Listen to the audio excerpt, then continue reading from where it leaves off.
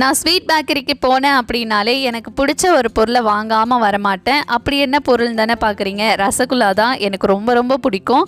அதை இன்றைக்கி வீட்டிலே செஞ்சு பார்க்கலாம் அப்படின்றதுக்காக தான் 1/2 லிட்டர் பால் வாங்கிட்டு வந்திருந்தேன். அதை ஒரு பாத்திரத்தில் ஊற்றிட்டு தண்ணி எதுவும் ஊற்றக்கூடாது, ஒரு 1/2 லெமன் மட்டும் புழிஞ்சு விடணும். இந்த மாதிரி திரியாக வந்ததுக்கப்புறமா ஒரு ஒயிட் கிளாத் எடுத்து அதில் ஊற்றி நல்லா ஃபில்டர் பண்ணி எடுத்துக்கலாம்.